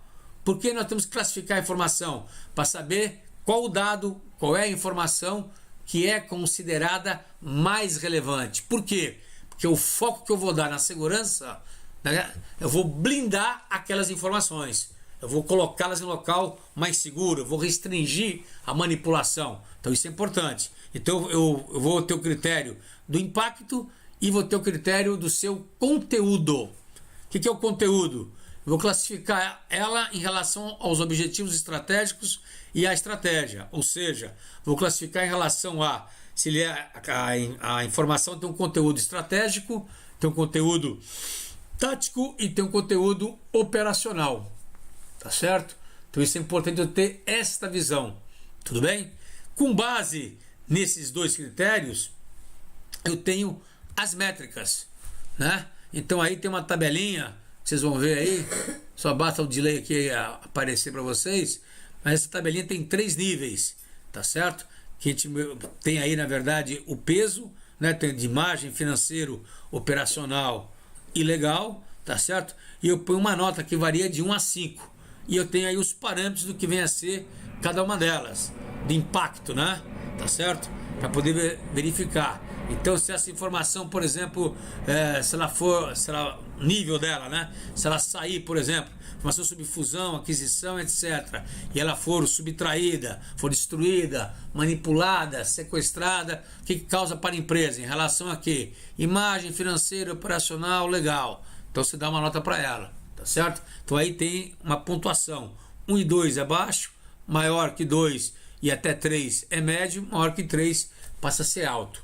E depois eu tenho um parâmetro para saber se a informação é estratégica ou não. Então eu ponho estratégico, tático e operacional também, e tem uns critérios para isso ali. Eu coloquei ali que tipo de informação que ela é em termos de conteúdo, na verdade. Então eu tenho a relevância do conteúdo e a relevância, na verdade, do impacto. Isso eu considero como estratégico a gente trabalhar com isso de forma direta. O resultado disso, senhores, é uma matriz de 3 níveis, que é de relevância da informação, tá certo? Que é um ponto principal. Aqui é que não aparece o nome, né? F-Terto. Você acredita que as companhias privadas e estatais deveriam criar o CIRT/SOC e ocorre a troca de informações, né? Você está falando do Security Operations Center, né? Que executa o monitoramento de segurança, né? Sim, eu acho que sim. Isso iria... Security Incident. A questão dos incidentes, sim. Eu acho que sim. Eu acho que deveria ter reuniões formais entre as empresas, por áreas, na verdade, por segmentos, e abrir o jogo. Mas não aquele jogo falso, que o pessoal não troca informação, né? Tem que ser uma coisa aberta para poder realmente a gente aprender um com o outro.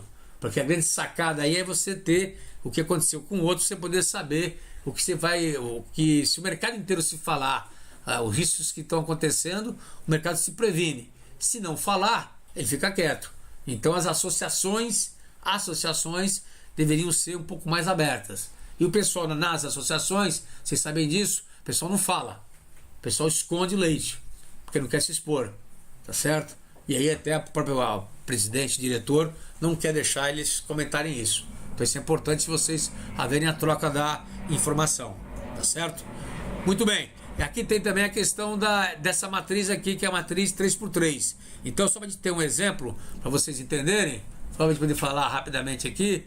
Então, eu tenho aqui 3 informações, por exemplo, e eu quero classificar essas 3 informações. Exemplo, a instituição possui, como um de seus objetivos estratégicos, o lançamento de um novo produto, tá certo? A outra informação, a reestruturação do modelo de negócio, e o outro, os insumos operacionais. Então, são as 3 informações. Como é que eu classifico essa informação, então, de maneira clara? Em relação ao conteúdo, por exemplo, né? Então, eu tenho o conteúdo, eu classifiquei desta maneira que vai aparecer na tela aí de vocês, tá certo? Em estratégico e operacional, tá certo? Delay na minha máquina. Não é na máquina deles? Também, não, mas na minha aqui. Então, aparece na estratégico e operacional. E aqui a questão do impacto, que é uma média ponderada que a gente faz, tá certo? Tem um peso, tem a nota, e eu divido isso aqui depois pela soma dos pesos. Nesse caso, 5 mais 4, 9, mais 3, 12, com mais 2, 14. Então eu divido por 14 a multiplicação que eu tive aí. Então deu 4.2, 3.4 e 1.2. Vou naquela tabelinha lá, deu alto, alto e médio. Qual é o resultado? O resultado é essa matriz aqui que deu a informação 1 e 2, ela caiu no vermelho, e a informação 3 caiu no verde. O que isso significa? Que o foco meu tem que ser, na verdade, na informação 1 e 2. Então isso é um ponto fundamental para eu poder estar falando com vocês e conversando com vocês. O que isso significa? Que esse é meu foco de atuação, ok? Ponto fundamental é esse. Vou fazer depois a identificação dos riscos cibernéticos. para poder identificar os riscos e saber as suas causas, eu uso esse diagrama que vocês estão vendo aí. É um diagrama específico para o risco cibernético, onde eu trabalho com 6 macrocausas, tá certo? Eu trabalho com recurso humano, eu trabalho com dados e informações, para saber se inclusive no dado de informação, tá certo? Ele é sensível, né? Tá certo? Ele é, na verdade, atrativo, tá certo? Ele tem classificação e tem controle. Vejo o acesso lógico, vejo o acesso físico, vejo a questão da rede e vejo o ambiente externo, que é a questão dos agentes agressores, tá certo? Como que anda a questão, né, do cyberataque, na verdade, como que anda a questão do ataque. Esse diagrama serve para vocês poderem trabalhar a questão de como que o risco está hoje sendo feito, tá certo? Faço depois a matriz SWOT, se vocês já conhecem o processo nosso, que é quais são os fatores de maior relevância, tá certo? Aqui colocado. E depois vou fazer o quê? Análise do risco inerente. Só para vocês poderem entender o fator que eu estou falando aqui com vocês. Claro, tá certo? Então aqui está a análise SWOT de vocês. E aqui tem depois isso. E aqui tem... Não apareceu a... Tá subindo, né? Não, o nome.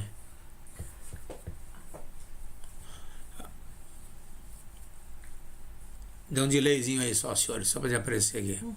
Delay até o... Já pelo seu computador que aparece para eles. Ah, já? Então, e aqui tem a análise e avaliação do risco cibernético. Vejam vocês que eu coloquei uma setinha aqui no vermelho. A segurança e controle, por exemplo, tem peso 5. Isso é para calcular a probabilidade e para calcular o impacto. Nesse caso nosso aqui, eu fiz diferente a questão de calcular a segurança e controle. Então, eu estou fazendo aqui para a gente poder colocar uma nota que varia de 1 a 5 em cada uma das macrocausas. Por que isso daí? Porque, na verdade, é um diagrama técnico. Então, eu voltei um pouco no passado para poder calcular o quê? Cada macrocausa com uma nota, para saber o total da segurança e controle que eu tenho. Tá certo? Então, se vocês saberem que isso é uma forma de calcular um framework da valoração do risco cibernético. Veja que isso aqui é o inerente, eu não estou calculando com os respectivos controles. Aí eu faço uma sacada aqui, o pessoal pede para poder fazer. Eu pego os principais riscos maiores, mais relevantes, inerentes, e a partir deles eu crio o que, senhores? Porque é risco, né? Risco é pontual, mas eu tenho que criar o quê? O que pede as melhores práticas de mercado? Pede para eu poder fazer o quê? Cenários de risco, tá certo? O que são cenários de risco? Tá certo? Cenários de risco é você quer integrar o quê? Que é um ponto fundamental.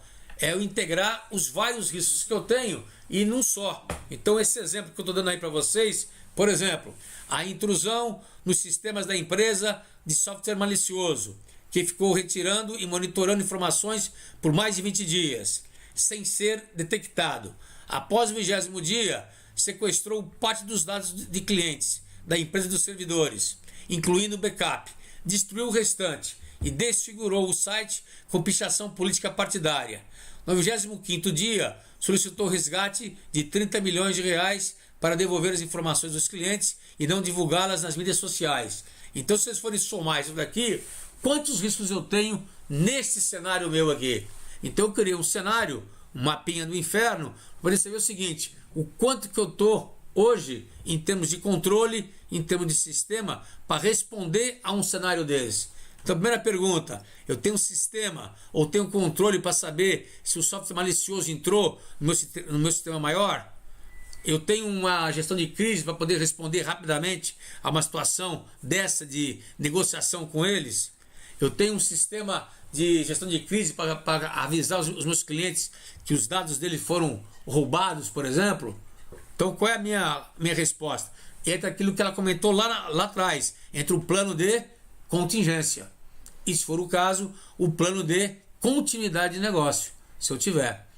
Mas nesse caso específico aqui, as duas máquinas ou as duas informações críticas estão desconfiguradas, tanto a principal como o backup. O F-terto aqui aparece, digamos, neste caso, que o ataque seja de SQL inject e o ataque faz um download, né, da minha base de clientes, qual seria o impacto nessa matriz? Então, fazer o download da sua base de clientes, é isso? Acho que a pergunta é essa aqui. Faz um dumping, né? Faz um download. Isso. Então, qual seria o impacto dessa matriz? Na matriz de risco que está falando, a matriz de risco que está falando, ele sobe e vai lá para cima, vai lá para o vermelho. Pô. Na verdade, é um outro cenário que eu estou criando aqui. Tá certo? É um outro cenário que eu estou criando. É isso? Não sei se eu respondi. Isso mesmo. É isso mesmo. Então é o outro cenário que eu estou criando e é um cenário, é um outro mapa do inferno, esse daí para mim. Quer dizer, então eu fico a pé completamente. Tá certo? Eu só coloquei isso aqui mais simples para vocês entenderem que eu tenho que criar cenários. E em cima dos cenários, senhores, eu verifico o quê? Eu verifico os controles que eu tenho. Quais são os controles que eu tenho? Eu tenho que testar nível de aplicativo, proteção de servidores, controle de usuário final, controles contra a engenharia social. Eu tenho que verificar se esses meus sistemas estão ativos. Então isso é o ponto fundamental que eu tenho que ver. Então esse é o pulo do gato que eu tenho que fazer, senhores, para saber se a minha resposta vai ser efetiva. Então qual é a sacada do risco cibernético? É eu criar cenários. Eu tenho que ter cenários na minha cabeça e não risco. Isso é fundamental. Então risco, ele é pontual. Os cenários, ele é um conjunto de riscos que eles vão estar agrupados e que formam um contexto. O que acontece em ataque cibernético são cenários. Então eu tenho que verificar se os cenários de ataque que eu vou sofrer, eu tenho condições de responder àquela magnitude. Então eu vou avaliar o cenário ou os cenários e não o risco, tá certo? Faço a avaliação do risco residual. Em cima do risco residual, eu monto o que? O meu plano de ação em cima, ou revejo o meu tratamento, o meu sistema e por aí afora, tá certo? Então esse é um ponto para vocês poderem saber que é um framework que nós montamos. Isso está no InterRisk hoje já vai tá sendo implementado. Acho que como diferencial ele tem, na verdade, a classificação das informações e tem a criação desses pequenos cenários, tá certo? Nesta parte do plano de resposta está aí colocado aí claramente a realização do teste de estresse. Então isso é um ponto importantíssimo, né? Aconteceu com o Netshoes, é isso mesmo. E o plano de teste dos controles. Então eu realizo o teste de estresse, que é uma simulação, tá certo? E verifico o teste de estresse. E faço o registro e relato, que é fundamental para isso. E o último qual é? Eu monitoro indicadores internos e monitoro indicadores externos. Isso que eu acho que vale aquilo que foi comentado lá atrás, a troca de informações. Tenho que ter os indicadores externos. Se não tiver indicadores externos, eu acho que a gente fica completamente a pé, tá certo? Eu acho fundamental ter essa visão clara. E para a gente poder encerrar aqui, senhores, tem o ataque cibernético que tem essa função clara aqui, ou seja, eu não tenho mais o perímetro, tá certo? O poder deles está cada vez maior, as ameaças estão se multiplicando e lado de baixo aqui eu tenho o quê? Falta orçamento, falta competência, falta pessoal qualificado e falta, na verdade, agilidade. Então isso é fundamental para nós. Então a empresa não tem isso daí hoje. Isso é um ponto fundamental. O perímetro está expandido. Fala. Só um complemento aqui, né? O FTR coloca, utilizar a matriz muito bom. O problema da diretoria é a aquisição de ferramentas. Hoje eles não acham que vai ocorrer determinado tipo de ataque, né? Nesse caso, demonstrando o grau do risco e a diretoria não quer investimento. Como tratar isso? Você demonstra o grau do risco e a diretoria não quer tratar. Então, Terto, eu acho que o ponto mais certo de você fazer é o seguinte: se ele não quer tratar o risco que está no quadrante vermelho, eles estão assumindo aquele risco e estão no apetite ao risco. Então você, como gestor, você fez a sua parte. O importante é você formalizar isso aí e entregar aquilo lá para ele. Porque quando ocorreu o problema, você fala, ó, foi avisado, foi comunicado e o risco estava no vermelho. Ele vai ter que responder isso lá para o conselho de administração. Quem não quis investir. O que não pode acontecer é nós como especialistas, não levantarmos as possibilidades.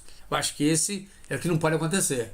A matriz de risco passa a ser para nós e para você o quê? Uma ferramenta de gestão. Se você apontar na diretoria que o teu risco residual com os controles continua no vermelho, você fica amparado. Se não mostrar, você não está amparado tecnicamente, judicialmente inclusive. Por que judicialmente? Hoje você, como gestor de riscos, nós temos uma responsabilidade civil e criminal. Então isso é um ponto importante. Civil e criminal, tá certo? A empresa pode entrar com uma ação civil contra a gente. É o seguinte, ó, eu contratei um especialista, ele não me deu todas as dicas que tinha que dar. Ele não cumpriu a função dele, tá certo? Então ele não cumpriu a função, fez a empresa perder dinheiro. Entra com uma ação contra você e vou brigar com você na justiça, certo? Isso aconteceu com a Sadia, com o diretor financeiro da Sadia. O Bruno coloca também quais são as principais certificações que as áreas de riscos poderiam tirar para auxiliar na gestão de risco cibernético. Hoje não tem, não, eu não conheço. Cibernético puro não conheço, não. Desculpe a minha ignorância. Na cibernética pura, existem as certificações de TI. Existe a certificação também de analista em segurança cibernética, aí é profissional, né? Que é o CSI. Não, mas não é da cibernética pura, né? Então, falou essa daí. Essa eu não conhecia, não. E o ataque cibernético, o que a gente pode fazer? Então tem essas 5 perguntas aí que tá aí no PowerPoint. Eu não vou ler para vocês que não compensa ler, mas é o dever de casa, né? O que você sabe, o que você acha que ele sabe, o que ele quer saber. Então, isso vocês têm que pensar o tempo inteiro. Então essas 5 perguntas são um questionáriozinho, você tem que ter isso na cabeça para se refletir ad eterno. E esse daqui é o ciclo permanente de melhorias, né? Você tem que divulgar a mensagem constantemente, implantar e inovar, reavaliar e continuar e ter o controle na mão. Então isso é fundamental, vocês terem esse ciclo aí na mão o tempo inteiro. Importantíssimo. Se não tiver isso aí na mão, você fica a pé. Tá certo? Ponto fundamental. Né? O Leonardo coloca, né? É importante evidenciar essas decisões da governança. A decisão de governança é você fazer a transparência, a ata, colocar isso claramente de maneira clara, né? E aqui entra por último aqui um programa de segurança cibernética. Isso aqui eu fiz uma pequena adaptação do que saiu da norma do Banco Central, tá certo? Então vocês têm que montar isso daqui que eu achei muito bom do Banco Central. Eu tenho que ter um programa de segurança cibernética que venha a ser o objetivo da segurança cibernética, que é prevenir, detectar, reduzir a minha fragilidade dos incidentes. Tem que estar claro. Segundo ponto, tem que classificar os dados e informações. Terceiro ponto, identifica e analisa os riscos cibernéticos, tá certo? Quarto ponto, faça os procedimentos e controles para reduzir essa vulnerabilidade, tá certo? Quinto ponto, elabora os cenários de riscos cibernéticos, analiso depois os cenários de riscos cibernéticos, os residuais, faço o plano de tratamento, registro e analiso causa e efeito dos impactos, na verdade, dos incidentes, quer dizer, se eu tiver incidente, elaboro testes, na verdade. Isso é um ponto fundamental, tenho que ter testes. Defino, o 10 aí, importantíssimo, defino o procedimento, né, e controle para prestadores de serviço, terceiros, tá certo? Crio critério para a relevância dos incidentes, se eu tive um incidente baixo, médio ou alto, né? E 2 pontos importantes, né? O 12 e o 13, a disseminação da cultura e da capacitação, que as empresas pouco valoram isso, infelizmente. Ok? O Gilmar aqui, professor, qual livro você nos indica para maior e melhor entendimento, em complemento à aula de hoje? Isso aí eu vou ter que pesquisar, velho, que nem eu sei direito. Isso aqui fiz um apanhado aqui, fiz uma pesquisa mais na internet aí de relatórios que eu peguei, posso até passar depois a base de pesquisa minha que eu trabalhei. Não tem um book só específico, não. Eu não consegui achar um book específico. Peguei os livros da Defesa do Brasil, peguei relatórios da OEA, então eu fiz isso que nós estamos para poder ter esse framework, estudar. Eu não achei um livro único disso, não. O M.SR, ele dá a dica que nas certificações que me formaram para os especialistas em cyber. Em cybersecurity? Isso, para os especialistas. Ele dá a dica. Só cybersecurity? M.SR, só aparece assim pra gente. A mente do professor voa, o Gilmar brincou aqui, né? E o Emir também fala, né? Apenas para conhecimento, nada disso está previsto no futuro Estatuto da Segurança que está no Congresso, certo, professor? Isso, não está previsto. É isso mesmo, Emir, não está previsto. Exatamente. Tá certo? O COBIT-5, por exemplo, MS, ele fala pouco da... Posso estar enganado, mas ele fala pouco, pelo que eu li, ele fala pouco da cibernética, ele fala um passando, né? Ele não fala direto não. Tá certo? Não sei se você concorda comigo ou não. F. Terto, professor, será que o Bacen vai adotar essas regras de cibersegurança para as instituições de pagamento? Nubank é uma grande companhia, como por exemplo. Sim, sem dúvida. Sem dúvida. A cibersegurança, a parte desse programa que eu peguei aqui, é da normativa do Bacen. O Bacen já soltou uma norma para as grandes instituições para ir para a nuvem e para ter cibersegurança. O Bacen já soltou, então a tendência é essa. E a Márcia acabou, que é M.SR, que é a Márcia, né? Ela responde sim, com base na sua resposta. Ah, beleza. Bruno, né? Adorei os tops, né? Os passos aí do programa de segurança cibernética. Ah, legal, Bruno. Obrigado. Os passos aí. Ok, senhores. Estou aí à disposição depois para algumas perguntas. Vamos trocar figurinha, porque é uma área nova ainda, né? Quer dizer, eu só me interessei bastante pelas certificações. Depois vocês me mandam aí por e-mail. Tem algumas certificações aqui, né? Uma base nossa de pesquisa, que são essas aí que você comentou: certificado de tecnologia de segurança cibernética, certificado de defesa de rede cibernética, todo material em inglês. Então, mas é rede cibernética, senhores, não é o cibernético com a Aqui, ó. questão holística, não, viu? CEH, CSA, que era o que ele estava falando. Tudo É que eu acho que posso estar enganado, essas certificações que estão aqui, que a pessoal está vendo, são muito técnicas, hein? Eu acho que a certificação que nós temos que ter, senhores, vira para mim aqui um pouquinho. Vira para mim rápido, que tem que sair. Essa certificação que nós temos que ter é com uma visão um pouco mais holística, tá, gente? Talvez seja, viu? Não pode ser muito bit-byte não, tá? Na minha opinião, posso estar enganado com isso. Isso é uma visão mais holística aí, mas vale a pena. A maioria agradece. O Bruno faz uma pergunta aqui, né? Se o senhor acredita que esse programa está alinhado, né, ao PL, a Lei 53. Sim.